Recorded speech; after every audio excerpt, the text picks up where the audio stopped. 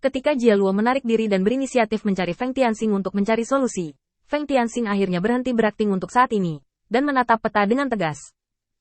Biarkan aku berpikir. Nyatanya, ketika dia kembali ke sini kali ini dan mengucapkan kata-kata itu dengan terang-terangan, Jia Luo tidak melakukan apapun secara langsung, dan Feng Tianxing sudah menang terlalu banyak. Manfaat nyata sekarang adalah bahwa Jia Luo harus mengirim tentara untuk menjaga saluran luar angkasa, yang merupakan pengeluaran besar lainnya. Karena Jia Luo tidak dapat melepaskan posisinya yang dominan di medan perang Void, dan sebagian besar sumber dayanya harus jatuh melawan kehampaan. Dan perjalanan ini sendiri membuat Jia Luo harus menghabiskan sebagian dari sumber dayanya untuk membangkitkan sekelompok setan yang tidak berguna. Ini adalah ancaman besar bagi rencana besar Jia Luo untuk menaklukkan kehampaan, atau dengan cepat memulihkan lingkungan di ras iblis. Begitu mencapai ketinggian Galuh saat ini, masalah sumber daya akan selalu menjadi masalah inti. Tapi dia belum benar-benar menyadari hal ini. Sebelum beberapa bulan ini, dia, Jia Luo, sendirian dan tidak perlu terlalu banyak berpikir. Rintangan. Dia belum menyadari bahwa Feng Tianxing lebih dulu menyerang dan meletakkan dasar. Ini adalah serangan pengurangan dimensi. Dan kedua, sebelum saya kembali kali ini, saya telah berkelahi di pasar, dan melemparkan semua alasan keberhasilan atau kegagalan perang melawan Song Yi kepada setan biasa. Dengan kecepatan penyebaran berita dari setan-setan ini, belum lagi menyebar ke seluruh setan. Setidaknya di sebagian kecil setan. Di mata klan, citranya tentang Jia Luo hanyalah sebuah kegagalan. Setan tidak takut melakukan kesalahan, tetapi tanpa obat apapun setelah melakukan kesalahan adalah yang paling fatal. Tidak peduli apa yang dilakukan Jia Luo sekarang, dia harus mempertahankan kekuatan Feng Tianxing. Tetapi bagaimana Feng Tianxing bisa membiarkan obatnya jatuh ke dalam hal biasa ini di mata setan? Ini secara bertahap mengguncang posisi Galuh secara fundamental. Dengan 2 poin ini saja, jika dioperasikan di masa depan, mereka akan memainkan peran yang tak terbayangkan, bahkan bisa dikatakan sebagai bayangan yang sangat besar. Feng Tianxing, yang seharusnya puas dengan ini, tidak terburu-buru untuk melakukan tindakan balasannya, tetapi malah merenungkan peta. Jawaban seperti apa yang bisa memaksimalkan keuntungan? Pasti solusinya cukup halus, dan itu harus menjadi tindakan balasan yang sulit dicapai orang lain. Menurut karakter iblis yang dapat menyerahkan segalanya karena kehormatan, solusi paling sederhana namun paling intuitif telah muncul di benak Feng Tianxing. Hanya saja cara ini membutuhkan foil lain untuk membuka jalan sedikit. Apakah kamu sudah memikirkan cara untuk memecahkannya? Kata-kata ini bukan hanya ujian bagi iblis yang hadir, tetapi juga penindasan tak terlihat bagi Jia Luo. Pada saat ini, Jia Luo masih ragu apakah berita yang dia terima di awal adalah rumor.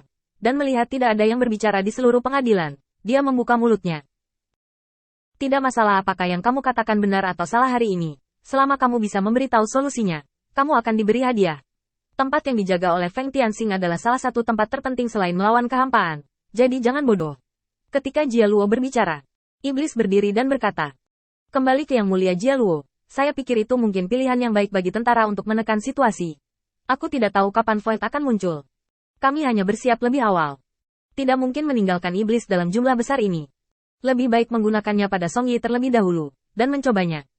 Kami juga dapat menemukan peningkatan. Kedua, selama Yang Mulia Jia Luo secara pribadi memenangkan perang, siapa lagi di seluruh klan iblis yang berani membuat kesalahan?" Galuh mengangguk. Proposal yang bagus, tapi dipikirkan dengan buruk. Melihat bahwa Jia Luo tidak terus berbicara, Feng Tianxing hanya berbicara. Void telah mengawasi di luar. Tidak mungkin bagi mereka untuk mundur setelah bertarung sekali. Paling-paling, mereka merasakan latar belakang iblis kita terakhir kali. Tidak mungkin menang dengan garda depan sendirian. Mereka memanggil bala bantuan, menunggu bala bantuan, dan sekali kita gesekan internal. Apakah menurut Anda kekosongan yang mundur sepenuhnya akan memanfaatkan kekacauan dan masuk lagi? Setan itu bingung sejenak, lalu menatap Jia Luo. Aku ingin tahu apakah berita ini benar? Galuh mengangguk tak berdaya. Ya, kalau tidak, menurutmu mengapa aku terburu-buru untuk membentuk pasukan melawan kehampaan? Jika aku memiliki ide untuk berdiri, aku akan mengambil keluarga iblis besar itu sejak lama. Setan itu berpikir sejenak, dan membungkuk dalam-dalam pada Jia Luo. Terima kasih, Yang Mulia Jia Luo, atas bimbingan Anda. Saya benar-benar tidak tahu tentang masalah ini. Gagasan tentang pasukan besar yang menekan perbatasan adalah kebodohan saya. Saya tidak memiliki cukup informasi. Saya akan mencoba yang terbaik untuk menghindarinya di masa depan. Setelah Demon Rache ini, 2 lagi Demon Rache diusulkan satu demi satu. Tetapi informasi mereka terlalu terbatas. Bahkan setelah mendapatkan informasi dan mengetahui bahwa Void dapat kembali kapan saja, saran mereka paling baik adalah batas bawah untuk menghilangkan pilihan yang salah. Setelah menunggu beberapa saat, masih tidak dapat menemukan solusi yang cocok, Jia Luo menatap Nasser Kang. Ini bukan hanya kesempatan untuk mengasahnya, tetapi juga baginya untuk bersaing dengan Feng Tianxing di panggung yang sama dan memahami celahnya. Nasser Kang bangkit, mendatangi peta, dan menancapkan bendera di sisi gunung. Karena sulit untuk menyerang di sini, dan di bawah tekanan bahaya alam, hanya ada satu jalan yang tersedia. Jadi kita hanya perlu mengatur iblis yang kuat dan tim kecil untuk ditempatkan di pintu keluar, dan kita dapat memblokir gerak maju Song Yi. Dari sini mungkin. Bukan itu intinya. Yang benar-benar penting adalah bagaimana menghadapi tenaga ekstra Song Yi yang tiba-tiba di medan perang frontal. Akuisisi Song Yi atas kota ini juga untuk melepaskan garis pertahanan yang rumit dan panjang ini.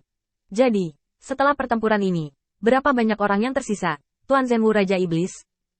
Berapa banyak lagi orang yang Anda butuhkan untuk melawan kemungkinan serangan frontal Song Yi? Feng Tianxing tidak memikirkannya. Mendekati 80.000, dan garis pertempuran terlalu panjang. Bahkan klan iblis mungkin tidak cukup untuk menjaga benteng. Jika kita bisa memenangkan kota ini pada awalnya, itu akan menjadi kesepakatan yang bagus. Tapi sekarang kita juga kalah. Banyak, Nasser Kambai merenung sejenak, dan berkata langsung. Lalu dengan kemampuanmu, berapa banyak iblis yang bisa kamu gunakan untuk menahan serangan Song Yi? Tampaknya pertanyaan sederhana ini sebenarnya menggali lubang untuk Feng Tianxing. Berapa banyak iblis yang bisa menahan serangan Song Ta? Implikasi dari kata-kata ini adalah Anda harus menjaga tempat ini tanpa membuat kesalahan. Setidaknya sampai Jia Luo dapat membebaskan tangannya lagi. Tetapi jika kita benar-benar ingin menghadapi serangan Song Yi, pasukan iblis tidak cukup. Kita harus memiliki iblis yang kuat sebagai tubuh utama prajurit untuk melawan Song Yi dan anak buahnya. Ketika celah kekuatan antara kedua belah pihak terlalu besar, jumlah orang selalu tidak berguna. Nasser Kambai memahami lubang yang dia gali dengan sangat baik, dan hanya menunggu Feng Tianxing melompat ke dalamnya. Jika ada lebih banyak tenaga, singa akan membuka mulutnya dan ingin menjadi raja sendiri. Jika tenaganya lebih sedikit, maka kamu bisa menggunakan tenaga kecil ini untuk melawan Song Yi. Hanya ada satu iblis di sekitar Jia Luo yang bisa memberi nasihat, dan orang itu pasti aku.